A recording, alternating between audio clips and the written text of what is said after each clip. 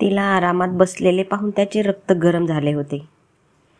त्याची शांतता हिरावून, रात्रीची झोप हराम करून, त्याचे आयुष्य उद्ध्वस्त केल्यावर ती इतकी आरामात कशी जगू शकते? त्याने तिच्याकडे नजर भरून पाहिले. 2 दिवसांपूर्वीचा तिच्यावर कोणताही परिणाम झालेला दिसत नाही. तो हैराण होता.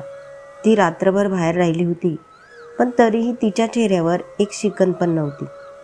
तिच्या नवऱ्याने तिला काही विचारलं नाही का? तो काही बोलला नाही का? मात्र आज ती जरा अस्वस्थ होती. कदाचित तिला काही त्रास होत होता, किंवा तिने म्हटल्याप्रमाणे तिला बरे वाटत नव्हते. साधा कॉटन मस्टर्ड कलरचा सूट आणि गळ्यात ओढणी घेतलेली ती खूप निरागस दिसत होती आणि सुयेशच्या तोंडात कडूपणा विरघळल्यासारखा वाटत होता. एक काळ असा होता जेव्हा तो तिच्या प्रत्येक रूपात मोहित होत होता. प्रत्येक रंगात ती त्याला सुंदर दिसत होती. तिची निरागसता त्याच्या हृदयाला सुकून देत होती. पण आता गोष्टी पूर्णपणे वेगळ्या होत्या. आज जणू तिचं दुःख वाढवणं हा त्याचा उद्देश बनला होता. तुम्ही इथे आराम करायला आला नाही? उठा आणि आवश्यक कागदपत्रे घेऊन मला लिस्ट बनवून द्या.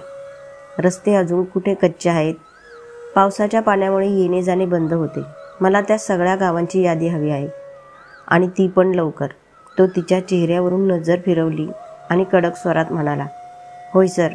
ती बोलली आणि उभी राहिली. आणि मग त्याच्या सवयीप्रमाणे त्याने तिला क्षणभरही आरामात बसू दिले नाही. होय, आज त्याला नक्की जाणवत होते की तिला इकडे तिकडे हालचाल करताना त्रास होत आहे, जो तिच्या चेहऱ्यावरही दिसत होता. पण प्रत्येक मुद्द्यावर ओरडणे ही त्याची सवय बनली होती, आणि आता तिला त्रास देणे हेच त्याचे उद्दिष्ट होते. त्यामुळे तिला विश्रांती देण्याच्या मनस्थितीत तो नव्हता. संध्याकाळपर्यंत ती थकून गेली होती. तब्येतही बरी वाटत नव्हती. त्याचे कटू शब्द आता कुठेतरी दडपून ठेवले होते. तसे तर सुयेश जॉईन होण्यापूर्वी सर्वजण सरकारी नोकरीचा पुरेपूर आनंद लुटत होते आणि संध्याकाळी 4 ते 5च्या दरम्यान निघून जायचे. पण आता तो कोणाला फारशी सवलत देत नव्हता. त्यामुळे संध्याकाळी कामावरून निघताना उशीर झाला होता. तिचं काम उरकून बाहेर येताच तिला चक्कर येत होती. अंगातून जणू जीव निघून गेला होता. रोजच्याप्रमाणे चालण्यात वेग नव्हता. घरी पोहोचण्याच्या घाईमुळे ती डोकं धरून रस्ता ओलांडू लागली आणि चक्कर येऊन रस्त्याच्या मधोमध पडली, आणि समोरून येणारी कार थांबूनही तिला टक्कर दिली. मिसेस ठाकूर, बाजूला व्हा. सुयश वेगाने तिच्या दिशेने निघाला. हे नाते द्वेषाने भरलेले होते, पण खूप खोल होते. इतका की तो तिला प्रत्येक क्षणी आपल्या नजरेत ठेवायचा. आजही त्याची नजर कळत नकळत तिच्याकडेच होती. सकाळपासून तिची तब्येत बिघडली आहे हे त्याला माहीत होतं. तरीही त्याने तिला क्षणभरही आराम करू दिला नाही. आजूबाजूची गर्दी हटवून तो तेथे पोहोचला. प्रीती, डोळे उघड. त्याने तिच्या गालावर थोपटून तिला भानावर आणण्याचा प्रयत्न केला, पण ती हलली नाही. गाडीच्या धडकने काही ओरखडे आले होते, पण बेशुद्ध होण्यामागचे कारण कदाचित तिची खराब तब्येत होती. त्याने खाली वाकून तिला आपल्या हातावर उचलून घेतले. चालकाने तिचा मोबाईल आणि पर्सही काढून घेतली होती. दुसऱ्या क्षणी त्यांची गाडी हॉस्पिटलच्या दिशेने धावत होती. मिस्टर चव्हाण, तुमची बायको खूप अशक्त आहे. ती योग्य आहार घेत नाही असं वाटतंय. खूप मानसिक दडपण पण आहे. वर्किंग आहे का? हो डॉक्टर, ती वर्किंग आहे. बघा, त्यांच्या खाण्यापिण्याची काळजी घ्या. विश्रांती देखील महत्त्वाची आहे. प्रेमाने त्यांचा ताण हाताळा. मी औषध लिहून दिले आहे. त्यांना 2-3 दिवस घरी राहून विश्रांती घेऊ द्या, डॉक्टर म्हणाले. धन्यवाद डॉक्टर. विश्रांती म्हणजे प्रॉपर रेस्ट. खरं तर त्यांची मासिक पाळीची सायकल बिघडली आहे, तर काही काळ खबरदारी घ्या. तुम्हाला कळलं असेल मला काय म्हणायचे आहे.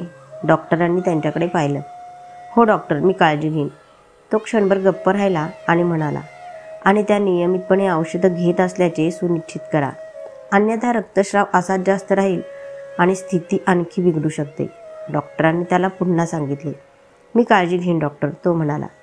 आजही तो तिचं वाईट पाहू शकत नव्हता. काही वेळाने तिला शुद्ध आली होती. तो तिला इथे घेऊन आला ही गोष्टीचे त्याला सकूनसोबतच आश्चर्यही वाटत होते.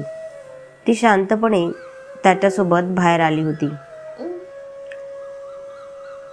चला, मी तुम्हाला ड्रॉप करतो. आणि काही वाद घालू नका, तो गंभीर स्वरात म्हणाला. ती शांतपणे त्याच्याबरोबर चालू लागली. पुढचे 2-3 दिवस ऑफिसला येऊ नकोस, नीट विश्रांती घे, तुझी औषधे नियमित वेळेवर घे. आणि तो थोडासा थांबत म्हणाला.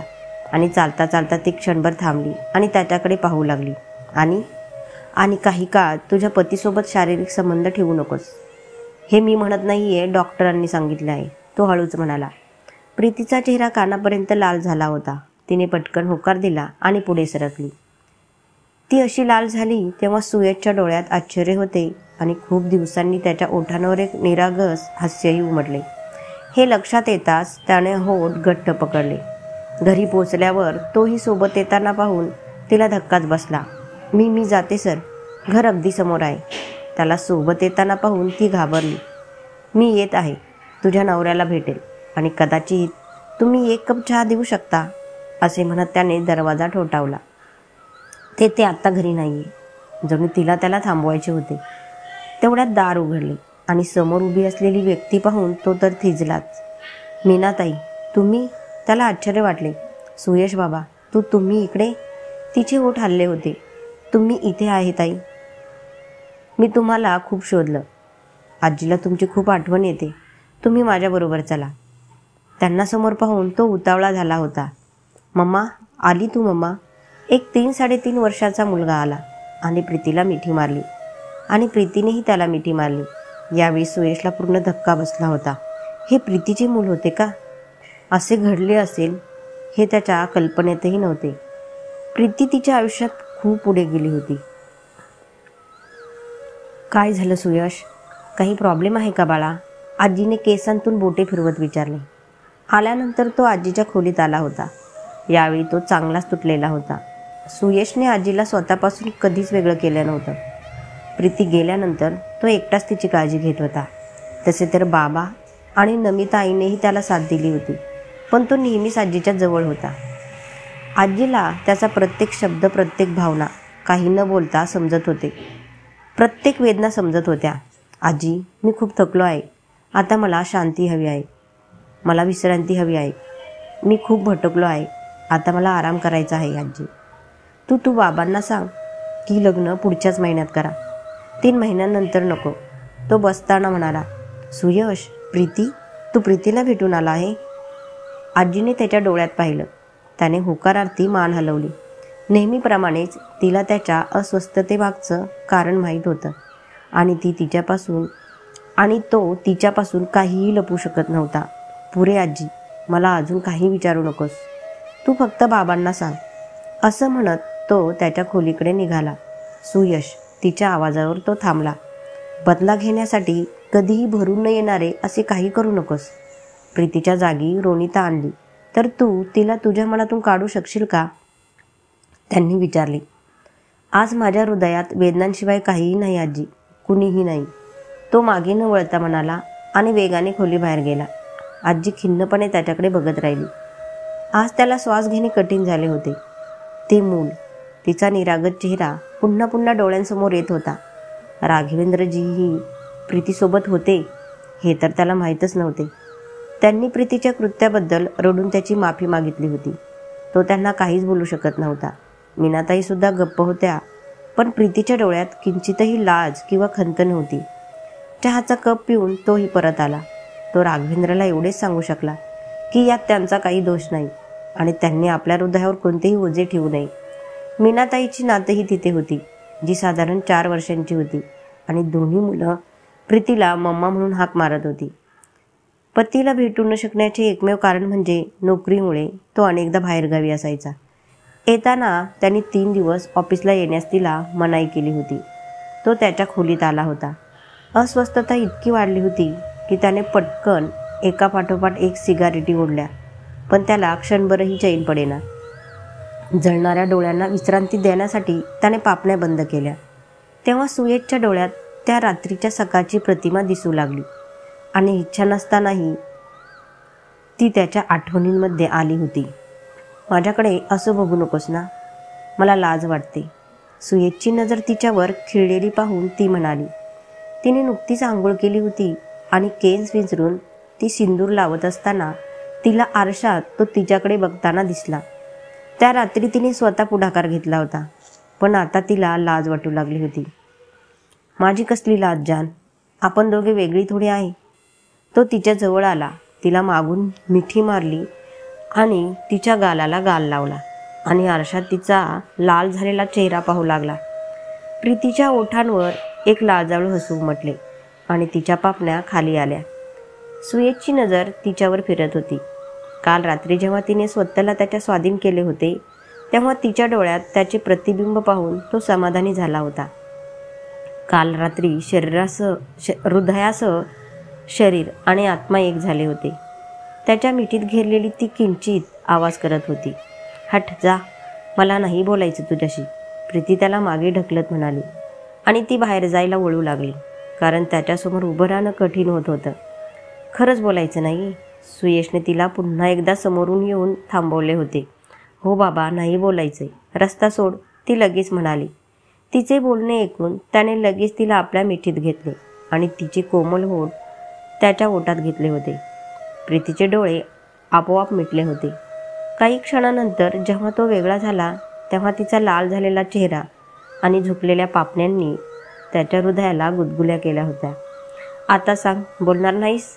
तो तिची छेड काढत होता. प्रीतीने मान झुकवली. सुयशला हे कुठे मान्य होते आणि त्याने लगेच तिचा चेहरा हनवटीला धरून वर केला. पळून जाण्याचा दुसरा मार्ग नसल्याने तिने सुयशच्या रुंद छातीत आपला चेहरा लपवला. तू खूप वाईट आहेस सुयश, आय हेट यू, ती त्याच्या छातीत तोंड लपवत बोलली. जसाही आहे तुझा आहे आणि मी तुझ्यावर खूप प्रेम करतो आणि मी तुला कधीही दूर जाऊ देणार नाही. तिने प्रेमाने तिचे हात त्याच्या भोवती घट्ट केले होते. पण बघ ना प्रीती, तू माझ्यापासून किती दूर गेली आहेस की एकमेकांसमोर असूनही आपल्यात कितीतरी मैलांचे अंतर आहे. आपल्याला पाहून एकदाही कोणाला वाटणार नाही की आपण आधी पती पत्नी होतो. असा विचार करत त्याने पुन्हा सिगारेट पेटावली आणि पुन्हा आठवणींच्या समुद्रात डोबायला सुरुवात केली. बाबा, तुम्ही? तो त्यांना बघून उभा राहिला. जेवण वाढत असलेल्या प्रीतीचे हात थांबले होते. घाबरलेल्या नजरेने त्यांच्याकडे बघत तिने सुयशकडे पाहिले होते. मागच्या वेळी ते आले तेव्हा ती त्यांना भेटू शकली नाही, पण यावेळी ती त्यांच्यासमोर होती आणि यावेळी ती खऱ्या अर्थाने सुयशची पत्नी झाली होती. ती घाबरत तिच्या अवस्थेवर नियंत्रण ठेवत पुढे आली आणि त्यांच्या पाया पडली. आनंदी राहा, कायम सौभाग्यवती राहा. त्यांनी तिच्या डोक्यावर हात ठेवून आशीर्वाद दिला होता. सुयश आणि ती आणि आजी आणि मीनाताई आश्चर्यचकित झाले होते. त्यांच्या तोंडून हे सर्व ऐकणे नवीन आणि अनोखे होते. तुम्ही असे काय बघत आहात सगळे? होय, मला माहीत आहे की माझी चूक झाली होती, पण आता मी ती चूक सुधारण्यासाठी आलो आहे. मी माझ्या कुटुंबाला घेऊन जायला आलो आहे. चल सुयश, तुझ्या घरी, आपल्या घरी. नमिता, देव आणि देविका आपल्या घरच्या लक्ष्मीची वाट पाहत आहेत. आणि मग बाबा आपल्या सर्वांना घेऊन गेले होते. आपण किती खुश होतो. सगळ्यांनी तुला किती मान दिला होता. आईचे प्रेम, देवची मैत्री आणि देविका, ती तिच्या बहिणीसारखी तुझ्यावर प्रेम करत होती. ते 25 दिवस माझ्या आयुष्यातील सर्वात गोड आणि सर्वात सुंदर दिवस होते. दररोज रात्री तुला मिठीत घेऊन झोपणे आणि सकाळी जाग आली की तुला पाहणे, सर्व काही सुंदर होते, स्वप्नासारखे. आणि खरंच स्वप्नच होते, ते तू तोडले. जायच्या आधी तुला मी काकांकडे सोडले होते आणि मला तिथं जाऊन 20 दिवसही झाले नव्हते आणि तू मला तुझे खरे रूप दाखवलेस. त्याने संपलेली सिगारेट टाकली आणि दुसरी सिगारेट पेटावली. प्रीतीच्या युवकामुळे तो स्मोकिंग करू लागला होता. स्मोकर करणारा बनला होता तो. त्या निर्दयी मुलीच्या आठवणींनी जेव्हा कधी पछाडले जायचे तेव्हा सिगारेटकडे हात जायचा. पण काही दुःख धुरातही विरून जात नाहीत. ते पत्र आजही माझ्या आठवणीत सुरक्षित आहे, जे तू तुझ्या मंगळसूत्रासह बाबांना दिलेस, ज्यात तू तुझे सत्य उघडपणे उघड केलेस. सुयश डिअर तर तू कधी नव्हतास. मी तुला फक्त नावाने संबोधते. हे नाते जपण्याचा आणि मनापासून स्वीकारण्याचा मी खूप प्रयत्न केला, पण मला ते जमले नाही. आपल्या वयातील अंतर या नात्यावर हावी झाले आहे. तुझ्यासोबत एकाच खोलीत आणि एकाच बेडवर राहूनही मी तुझी होऊ शकले नाही. प्रत्येक रात्री तू समाधानी होतास, पण मी नाही होऊ शकले. सुयश, तू माझ्यापेक्षा लहानच राहिला. तू मला संतुष्ट करू शकत नाहीस आणि मी आयुष्यभर एक अपूर्ण स्त्री बनून राहिले असते जर मला माझी खास व्यक्ती मिळाली नसती तर. त्याच्यासोबत रात्र घालवल्यानंतर समाधान काय असते हे मला कळले आहे. सुयश, मला मोकळे कर, जेणेकरून मी माझ्या इच्छेनुसार माझे जीवन आनंदाने जगू शकेन. घटस्फोटाच्या कागदपत्रांसह मी माझे मंगळसूत्रही पाठवत आहे. तू माझ्या सुखाच्या आड येणार नाहीस याची मला खात्री आहे. प्रीती, जी कधीच तुझी नव्हती. या पत्राने मला उद्ध्वस्त केले होते प्रीती. मला कधीच तुला भेटायचे नव्हते. मी तुझा तिरस्कार करत आहे. माझ्या प्रेमाला शरीराच्या तराजूवर तोलणारी तू कोण आहेस? त्याचा चेहरा खूप लाल झाला होता. डोळे रागाने भरले होते. खोलीत पसरलेल्या धुराप्रमाणे त्याचं हृदयही धुरकट झालं होतं. मला मध्ये सोडून तू किनाऱ्यावर पोचलीस. लग्न केले, आई पण झाली, आयुष्य पूर्ण केले आणि आनंदाने जगते आणि मी तीळ मरतोय. नाही, आता नाही. बास प्रीती, पुरे झाले आता. अरे, तू तुझ्या वडिलांनाही सोडले नाहीस. तुझ्या ह्या कृतीमुळे त्यांना किती त्रास झाला आहे हे स्पष्ट दिसत आहे. ते खूप अशक्त झाले आहेत. ते आतल्या आत घुटत आहेत. पण तुला काही फरक पडत नाही. तू त्यांच्यासोबत असे करू शकते तर मी कोण आहे? तो लाल चेहरा आणि डोळ्यांनी खोलीतच फिरत होता. सगळीकडे सिगारेटचा धूर होता. हे काय आहे? त्याने रागाने तिच्यासमोर एक कागद फेकला. ती क्षणभर हादरली. मग तिने सावरून तो पेपर पाहिला. माझा राजीनामा आहे सर. हे तर मी एनजेसनीमध्ये दिले होते. तुमच्याकडे कसे? ती उठून म्हणाली, का? तू नोकरी का सोडतेस? तुला माझी भीती वाटते का? तुला माझ्यापासून पळून जायचे आहे का? मला सामोरे जाण्याची हिंमत नाही का? त्याने तिच्या डोळ्यात पाहिलं. नाही सर, तसं नाही. पण मला हे शहर सोडायचे आहे. तर राजीनामा द्यावाच लागेल ना? ती हसत म्हणाली. सुयशचा चेहरा कडक झाला होता. तू माझ्यापासून पळून जाऊ शकत नाही. राजीनामा देऊन तू असे समजू नको की तू माझ्या आवाक्याबाहेर गेली आहेस. तो गुरगरत बोलला. सर प्लीज, ही माझी वैयक्तिक बाब आहे. अजून काही असेल तर तुम्ही एनजेसनीशी बोला. मला माझ्या पतीकडे जावे लागेल. त्यांची या शहरातून बदली झाली आहे. तिने असे सडेतोड शब्दात सांगितले.